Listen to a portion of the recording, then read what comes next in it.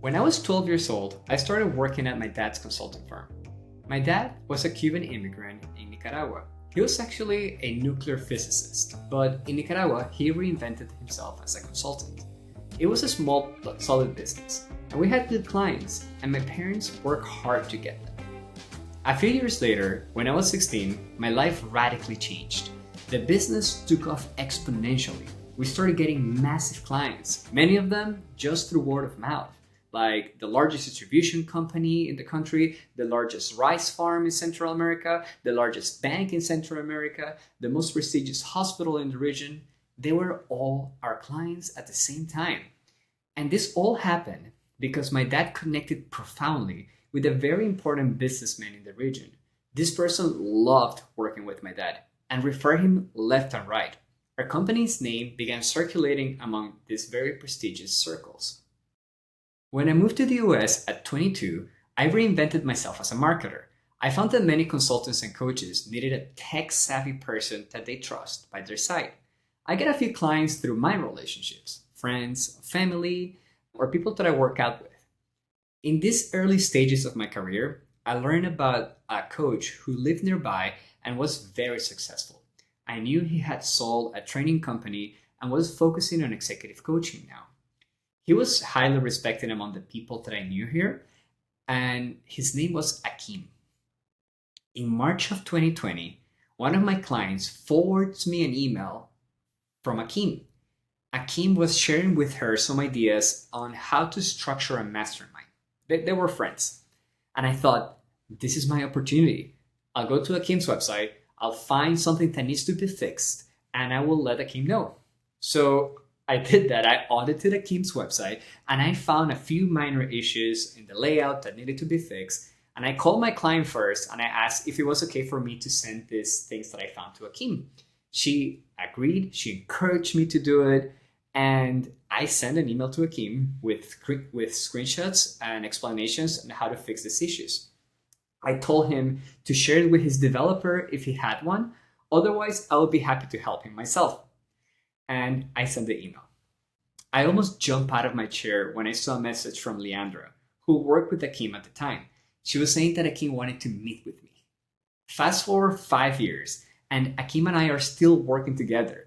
Achim is sort of like my mentor, and he has referred me to many people. I adore Achim, and I can't think of a better person than Achim to kick off the Business of Trust podcast. Working with Achim, I confirmed the lesson that I had learned with my dad. The best way to grow a professional service firm is through relationships, referrals, and reputation. Achim has a jaw-dropping client roster, including Takeda, Owens Corning, Charts Industries, and WinTrust, just to name a few. He helps C-suite executives show up with a relaxed authority and to amplify their personal impact. He's the author of 4 books and a 2-time TEDx speaker.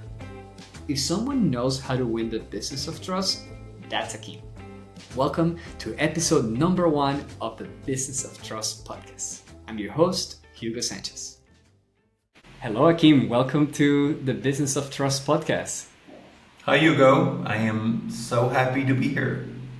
Thank you. This is the first episode of the podcast, and I couldn't think of a better person to record than with you.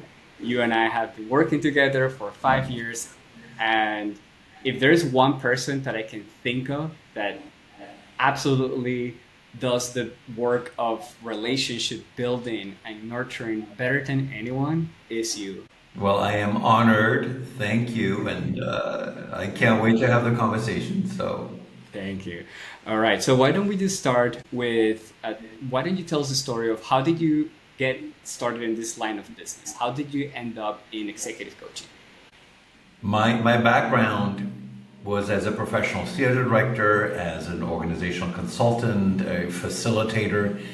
And then in 2003, I got a book deal to write a book on public speaking. And when I got that book deal, I knew immediately that I probably had to build a business around it. And I was a terrified business owner. But anyway, I did it. I had a lot of help. I had consultants. I was in a mastermind. But I launched my first business because I had a book And I had done some coaching, but the business was 75% leadership training, which I was more comfortable with, 25% executive coaching, and then later I changed stuff around. You had a quite like a big transition in your career from theater director to leading this training company, Influence. Can you tell us a little bit about that story as well? My last job before I founded Influence, which was founded around the book I wrote, for 5 years I was a facilitator and trainer for an international training company based in Canada called Langevin Learning Services, and we trained other corporate trainers, and I facilitated 20 different programs for Langevin. And that experience it really gave me the confidence to think that, I might be able to do this on my own. 50% of my work at Langevin meant going into big corporations and facilitating programs. So without those 5 years, I might have felt a lot less confident. So that was important, and that set me up to do it. But at the same time, I felt like I was very green when it came to running a business. So that was a whole other learning curve. Thank you for that. And one of the stories that I always like to hear, especially after people have had a long trajectory and they're successful now, is always looking back to the first client that you ever got when you started this business, because you are new in this, you don't know that many people, so it's a big win. Well, I did something you're not supposed to do, but I'm going to tell you the truth. When I left this company, Langevin Learning Services, I had the classic 1-year non-compete. But at the same time, everybody who knew me from Langevin, and I just moved to South Florida, and there was a big financial institution, and they said, can you come in and do some training programs for us? Now, legally, I should not have done that. So the way I justified this in my mind, and this is the warped thinking when you need clients, I said they would never spend money to bring in Langevin because Langevin was really expensive. And at the time, I could do similar work, but would be much less expensive. And so I started doing whatever programs this institution needed me to do. So the introduction was through somebody who met me through my previous employer. I obviously wasn't doing the kind of programs that I'd done for Langevin. That would have been plagiarism. So please don't ever do that. Yeah. But that was my first client. And I remember the ethical dilemma of having a non-compete and saying, well, you're going to say yes. Something that is interesting to me from this story is that they reach out to you, they look out for you, they ask for you. And something about trust that I've learned is that we develop trust with other people, not necessarily with the brand as a whole, but with people inside organizations. And when they came to and they look for you, I'm guessing this was a relationship that you have built already by doing a good job in the previous company. Totally. And I remember the person who brought me into this financial institution, she had attended a program that I had given in New York, and a public training. We would do them at these big hotels. And then suddenly I lived 30 minutes outside of Miami. They were in Miami. So suddenly she went, oh my gosh, I really like this facilitator. And he's in Miami now. And it definitely, the connection was established in a public event in New York. That's how that shook down, yeah. Because you and I work together, and we've been working together for 5 years. I know the deep emphasis that you put into relationships. And is this something that you learned early on in your career? Was this a lesson that you learned while you were trying to grow Influence? When did this happen for you? When I started Influence, that company in 2004, my biggest fear was to constantly be chasing clients. And that's everybody's fear, like you're constantly chasing clients. And so my business model, and I was blessed to be in a mastermind group in New York with really smart people was to, instead of me chasing individual clients, let my clients be larger entities, which means if I do a good job there, there's plenty of work for them to keep bringing me back. So that was a basic foundation to not always chase clients, which meant that the relationships that were established in these organizations were really important. And it started with a relationship with somebody who liked me and I adored this person. But then I remember somebody else was brought in to be the director of learning and development. And he inherited me. But I realized his name is Brian Wallace, and you recognize the name because we still work with Brian Wallace over 20 years later. But I realized that I don't believe in forcing connection, but some of it is my job is to be a good relator. So I related well to Brian, even though our life stories are completely different. And when Brian was offered a big job at HSBC Bank North America, much, much bigger than this organization, this has happened in my entire career, is I was brought along and suddenly I was doing similar work in a much bigger playground.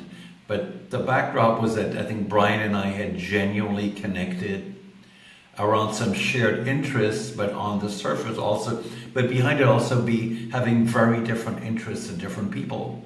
So the point here for me is to play well with people who may be different from you, but you share some deeper values and interests, right? I always think of the champions that we have in our careers, and these are people who, like you said, they love our work, they trust us, and we carry through our life. And these champions, they have the power of bringing our business to a whole new level because they open their doors to us. Not only they bring us along whenever they move across organizations, but they also refer you to other people, other peers. I'm sure you've had many champions, but can you tell us a story of one particular champion? You may or may not share the name, but how did that relationship happen? I can share the name. So when I first started Influence, I was starting to have my own clients, but I still had to work as a subcontractor for other companies because I didn't have enough clients on my own.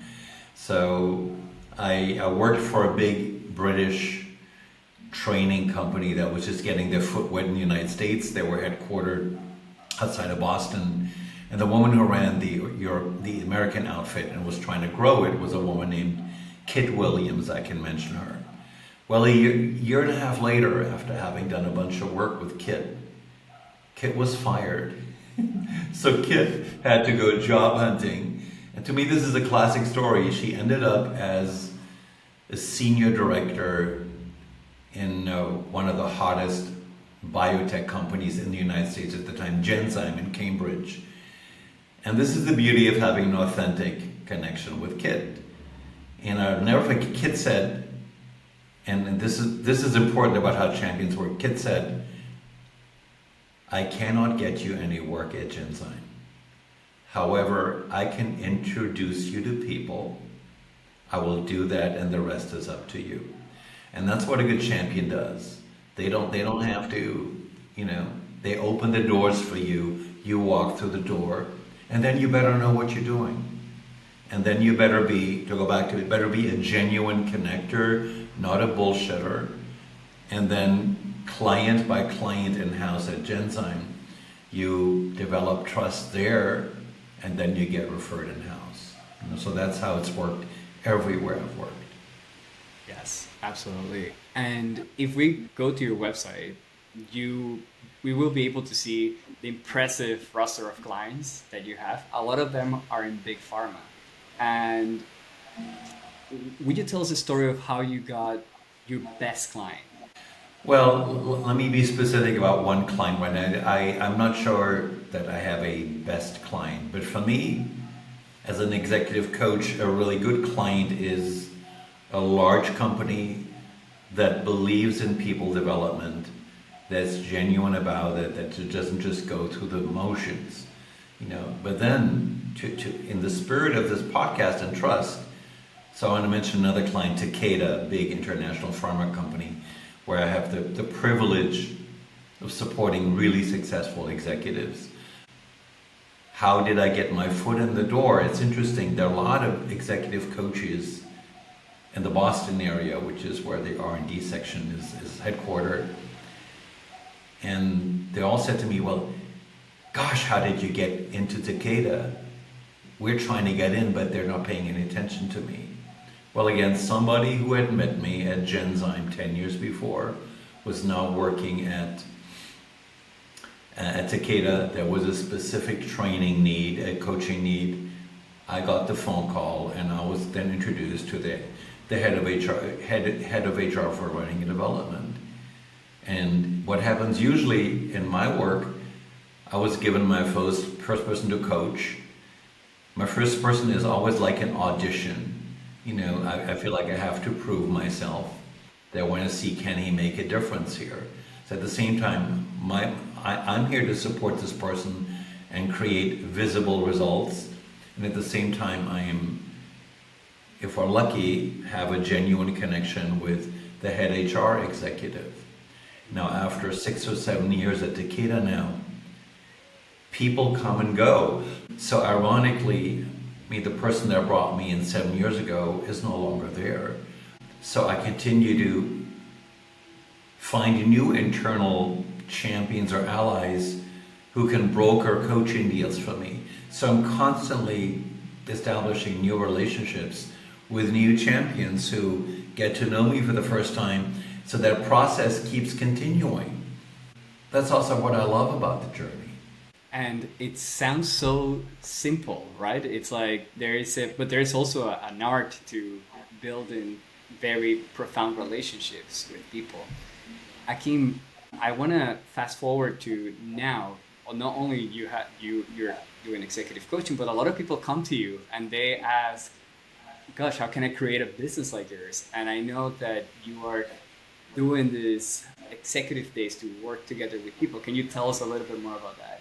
Right before the pandemic happened, because sometimes I had this big international training company that I sold because I didn't want to do training anymore, I just wanted to do coaching. But I was constantly approached by people who said, gosh, how do I develop or build an international training and coaching company?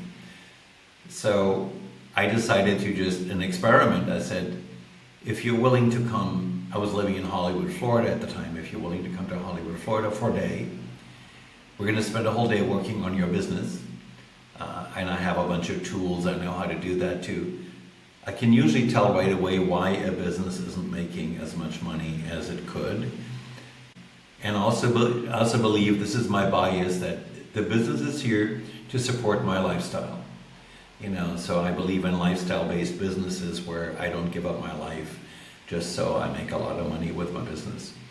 So that was an experiment, and I had a whole bunch of people who came and spent a day with me, and we worked on their business, and I found it incredibly satisfying. And then, a year ago I moved to just outside of Lisbon, Portugal, and again I thought to myself, wow, I live in a very sexy city. People love to come to Portugal.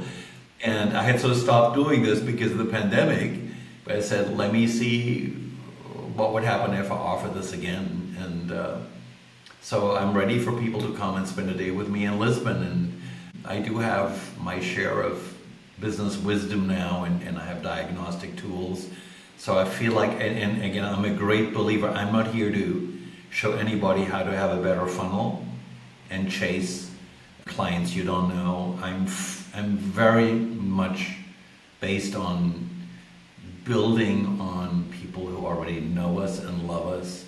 And that sounds so obvious, Hugo, but you have no idea. On those days in Hollywood, I would have people who had great networks and they were busy chasing people that they didn't know. That was insane.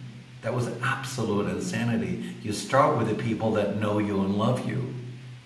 I love that you ended with that, because I was going to ask, for someone who's starting, and what would be the best piece of advice that you would give them? And it seems like you just gave it, but did I get that right? But let me just spell it out. This is a little exercise you and I might do. I might say, write down 20 people who believe in you, know you, and trust that you're able to deliver on the promise of your work, your business, even if it's brand new. So that's important, meaning those are people where you have established authority. Now, number one, if they can be a client of yours potentially, great. If not, people want to help us. So ask for help. Who can they recommend you to? But begin with those connections and start from there. It happens a lot faster that way. When I first started working with you, and I'm going to share this story because I would come to you with ideas of like, Achim, we can do this and that, and like, and you would say, Hugo, that's a great idea, but not for me. It seems like you were so clear, and I always like loved that about working with you. That you were so clear about like what type of client acquisition channels work for you and which one were not for you. But let me just add this point as well. There are definitely times in my life when I thought I should do more chasing after strangers. Maybe end with this. I always feel like, let's say if you've had a business for 3 years and you've had some clients, if your existing clients aren't sending you other clients, then I would urge you to look at the value that you're delivering. Because people are wired to want to help, and in my life, people have helped me, but because I delivered value for them. Yeah. And I want to add to that, you are incredibly generous. You are a very generous person, not only with your work and your time and your energy, but with your attention too, and not only with people who are your clients, but also with friends, past clients. You're not jealous of like holding, you are such a generous person. And I believe that's a key component to building these relationships, lifelong relationships that come back to you. Because I know a lot of people, and I see people who fake their way through business relationships. And I would say don't fake your way through any business relationship. If you can find a way to authentically connect with anybody, this sounds so simple, but